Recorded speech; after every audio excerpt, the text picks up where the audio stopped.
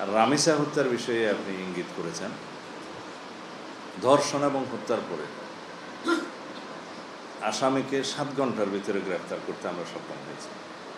আদালতে স্বীকারোক্তিমূলক জবানবন্দি দিয়েছে সাথে সাথে একদিনের মধ্যেই। সেই 164 স্টেটমেন্টে তার সহযোগী অপরাধী হিসেবে তার স্ত্রীকেও, তার নামও এসছে, তাকেও গ্রেফতার করা হয়েছে।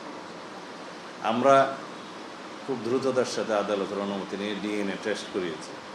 সেই টেস্ট 3 দিনের সময় লাগে, 3 দিনের মধ্যে সেটা সমাপ্ত হয়েছে। রিপোর্ট কালকে বিকেলে জমা হয়েছে।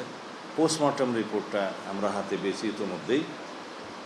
এগুলো সব একসাথে করে কম্পাইল করে চার্জশিট প্রণয়নের কাজটা কালকে রাতের মধ্যে সমাপ্ত হয়েছে। আজকে দিনে আদালতে সেটা সুপর্দ করা হবে, হয়তো ইতিমধ্যে হয়ে গেছে।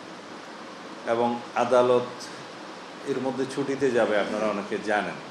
কিন্তু এই বিশেষ আদালতটা ছুটি মাননীয় চিফ জাস্টিস বাতিল করার চিন্তা করছেন। এখনও হয়েছে কিনা আমি জানি না, এটা আইন মন্ত্রণালয় ডিল করছে। আমরা একজন স্পেশাল পিপি নিয়োগ করেছি শুধুমাত্র এই মামলাটার ডিল করার জন্য।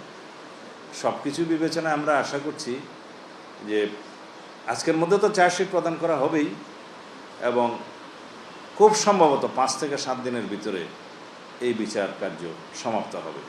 এর চাইতে বেশি কিছু করার আমাদের পক্ষে এই মুহূর্তে আর বোধহয় সম্ভব না। আমরা আশা করি আদালতের বিষয়ে আমরা বিস্তারিত বলতে পারবো না, সেটা আমাদের ইখতিয়ার নাই।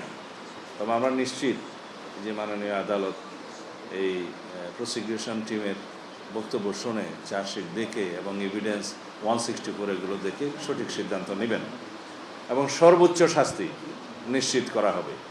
আমরা যেহেতু আদালতের বিষয়টা প্রকাশ্যে বলতে পারি না যে তাকে এই সাজা দেয়া হবে, তবে আমরা এইটুকু বলি যে এই অপরাধীর সর্বোচ্চ সাজা নিশ্চিত করার জন্য যা যা করা দরকার আমরা সেটা আমাদের পক্ষ থেকে